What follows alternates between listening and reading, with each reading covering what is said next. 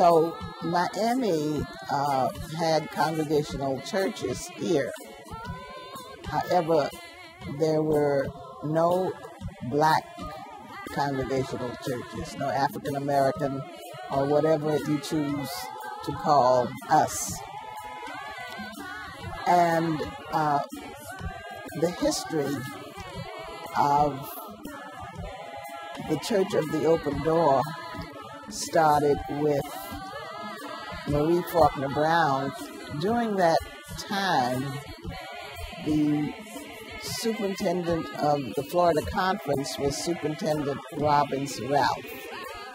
He also met at Marie Brown's house.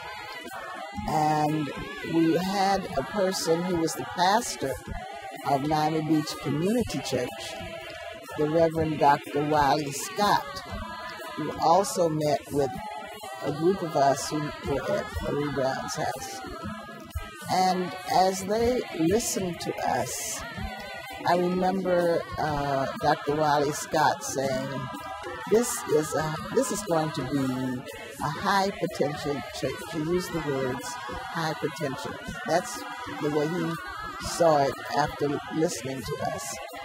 And Superintendent Robbins Ralph was impressed with the group also. But then they had to sell this idea of a black congregational church to other people.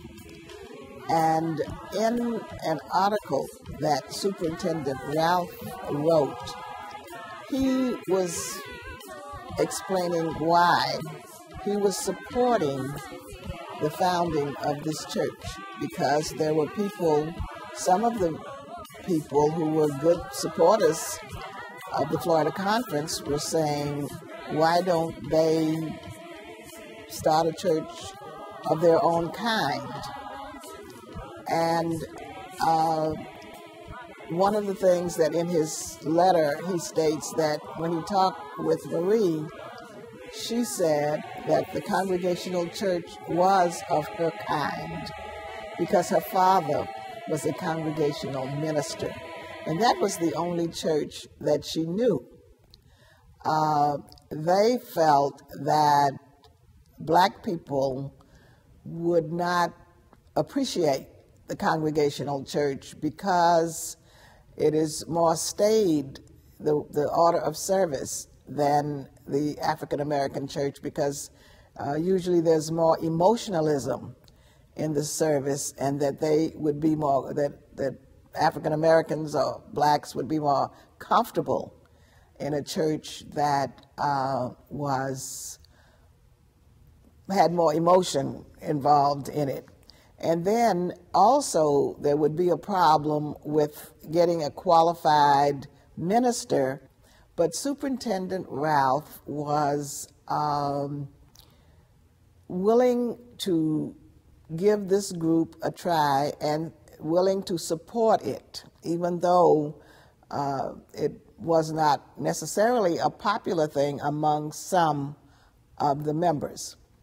Also, Dr. Wiley Scott, who was on the board for Homeland Ministries, was so impressed with the group with whom he met that he said that he was going to New York. I remember he said in a couple of weeks, and he was going to ask the board to give money to this group so that they could buy a parsonage for a minister, and to get money for a salary with a package, which would have the retirement funds and just what any other minister would get.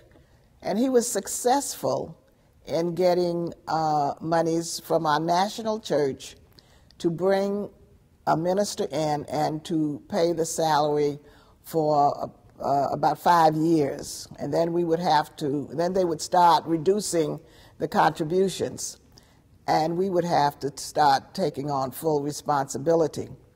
So he was successful in that.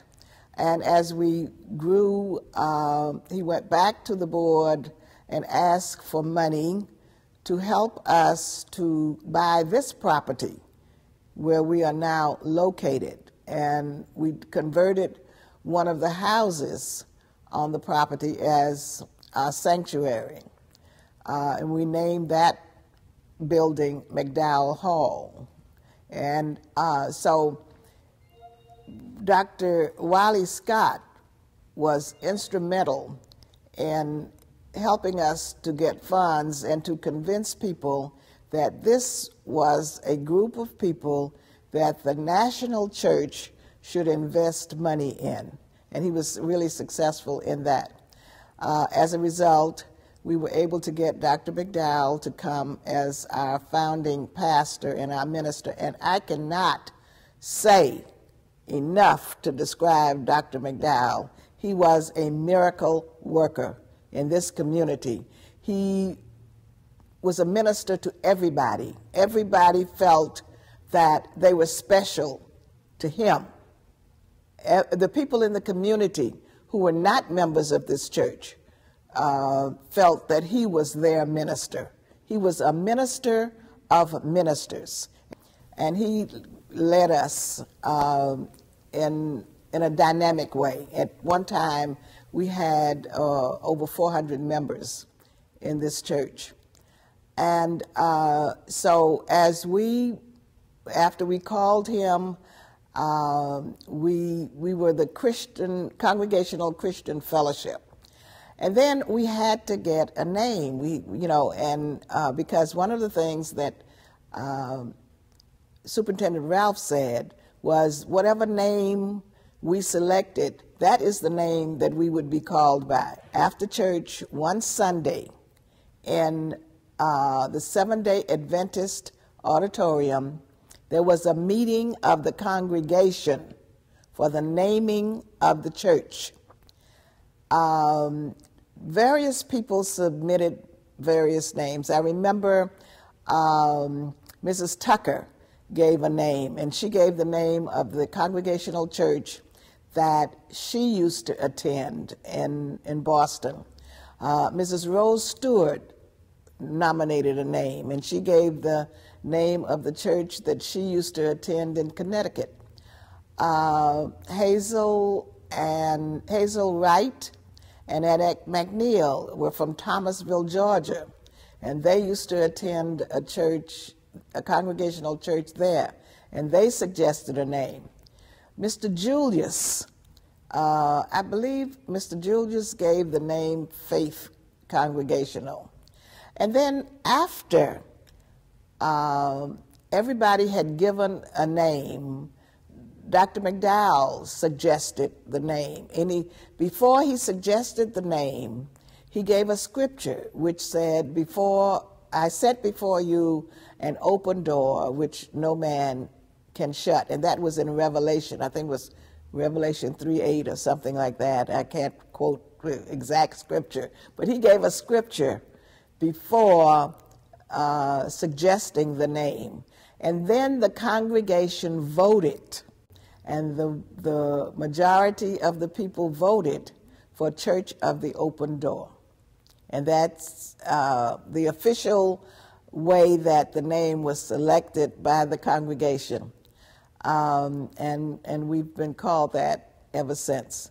So this has been 50 years really of growth and development, and it's been a delight to be a part of the Church of the Open Door, Congregational United Church of Christ. I wish that some of the people who were here back then would be here today to enjoy the 50th anniversary and the celebration that that's being planned.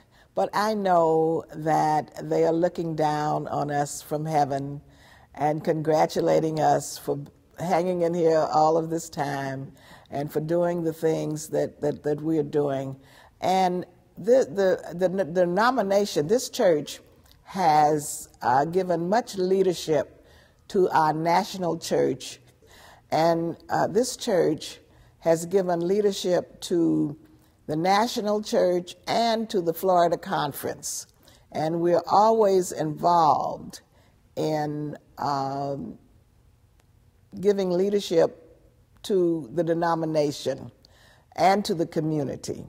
So I think that we should be proud of the heritage that we have here at the Church of the Open Door and for what we have done to this community. And so we have a lot to look back on and to feel good about. And as we look toward the future, I hope that what we're doing will be a beacon of light to the young people so that they will know that they have a heritage to carry on and that they will lift the banner and carry the torch.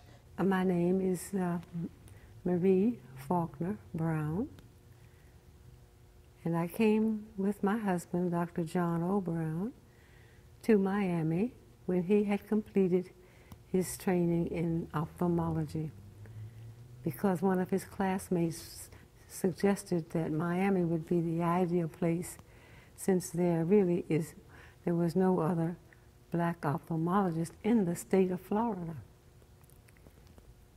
Later on, we came down with the children in the house that we had purchased, and there were 4 of them.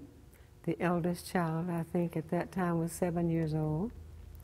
The youngest one was not quite 2 years old.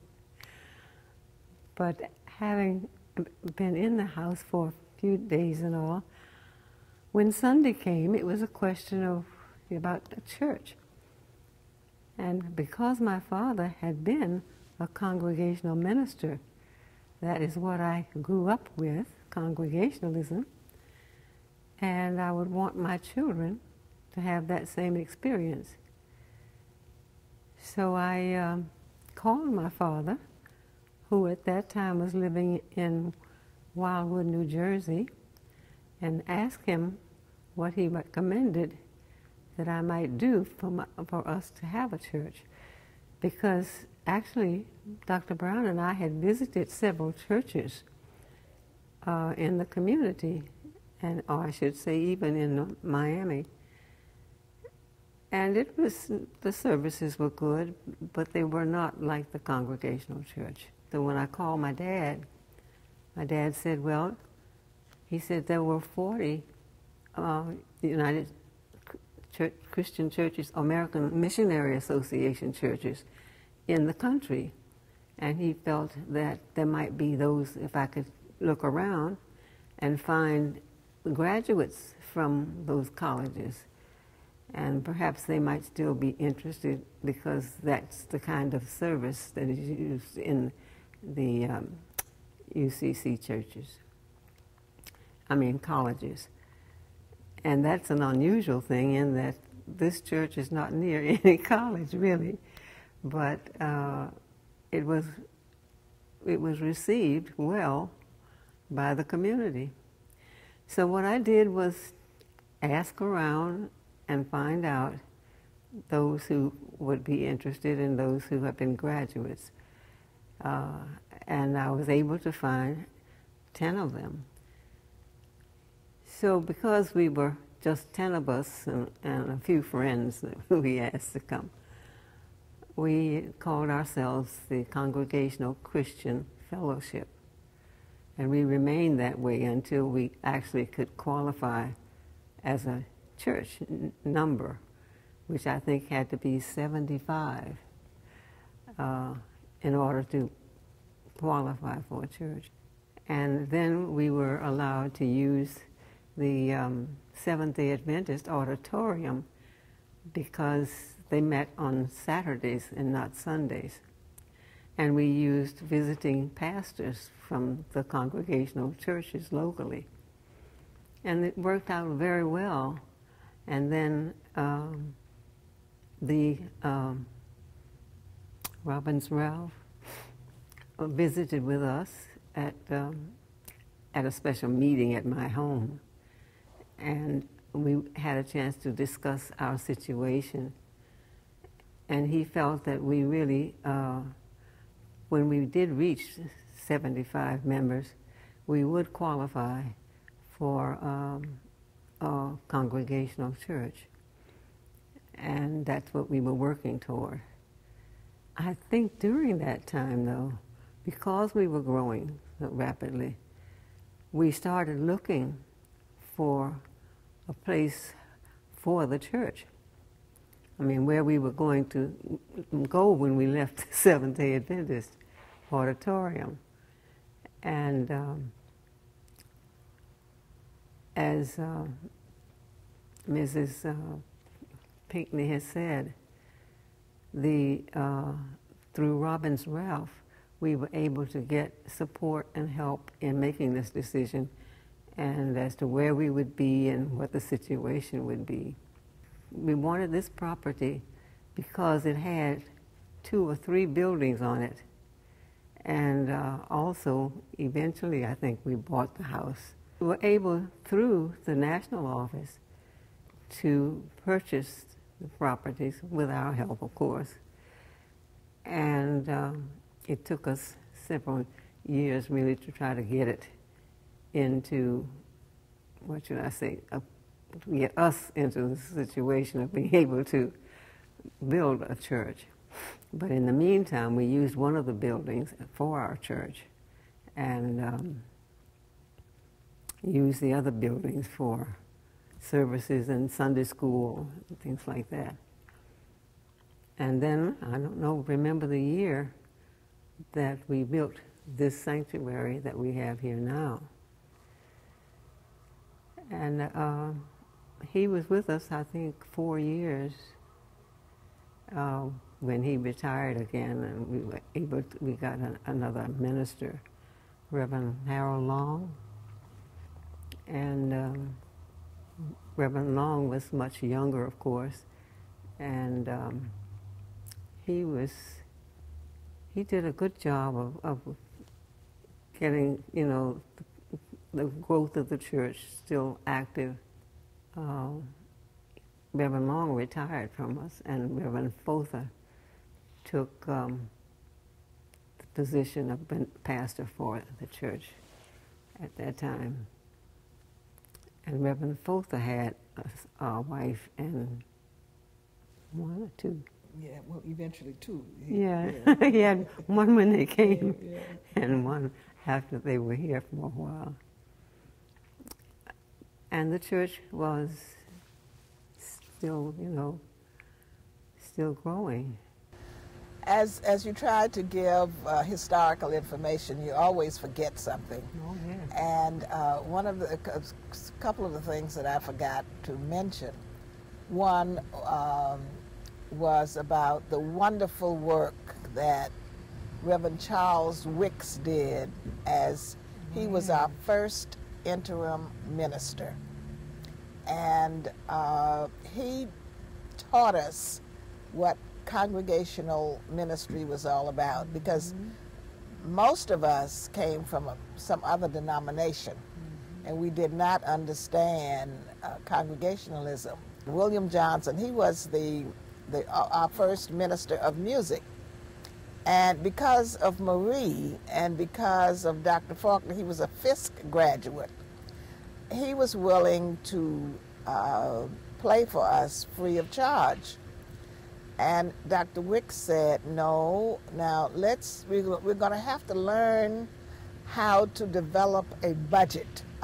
So we said, well, what should we give him? So, and then Billy Johnson said, well, I don't need any money. I'm a teacher. I get a salary, and I'm willing to do this for free.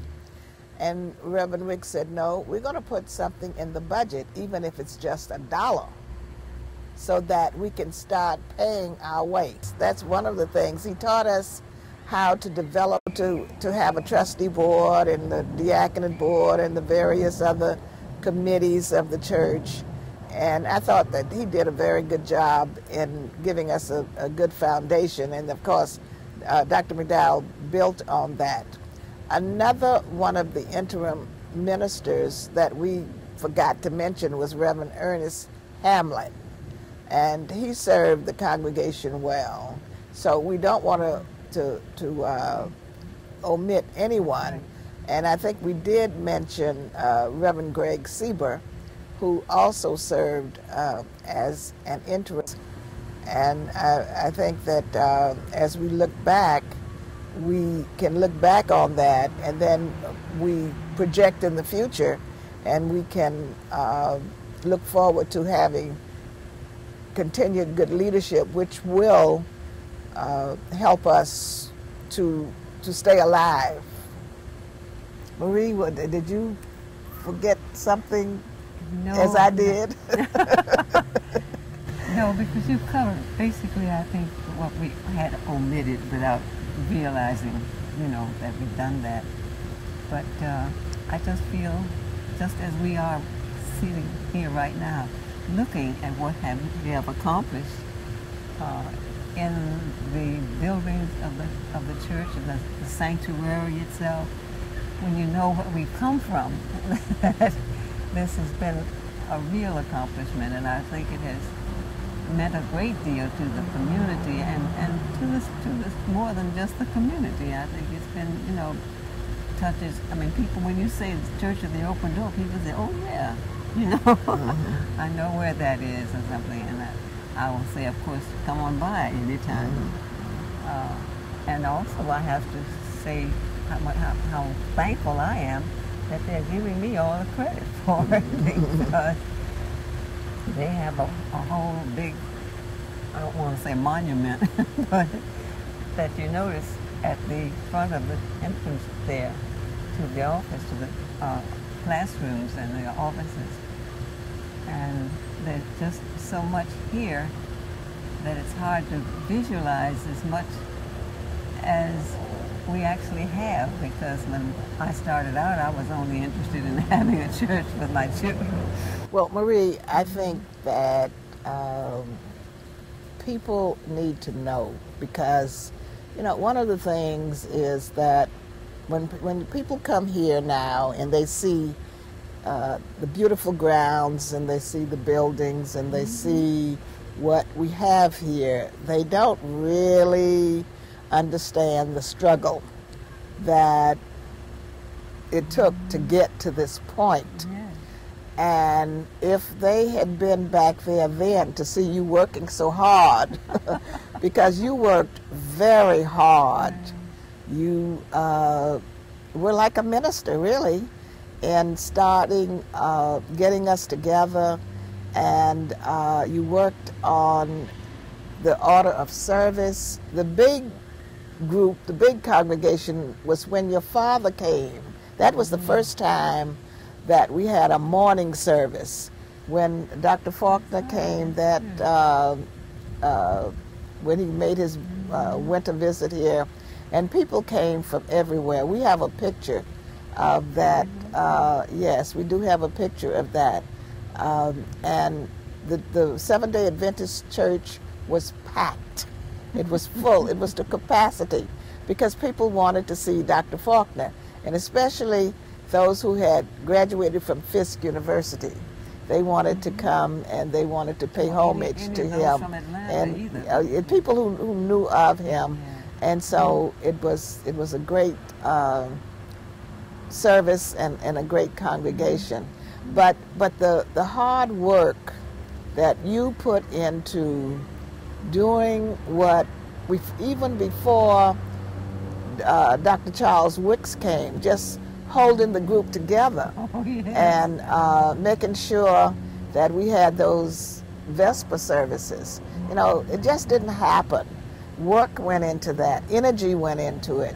And so I think that really the accolades should go to you because of the work that you did. Understand from whence you've come in order to appreciate where you're going. And so what you build on, you need to understand that in order to know how you're going to build the future. It will go down, it will be a part of our posterity. Oh, yeah. And somebody somewhere along the way will be able to get some information to learn how the church was started and some of the struggles that had to be overcome.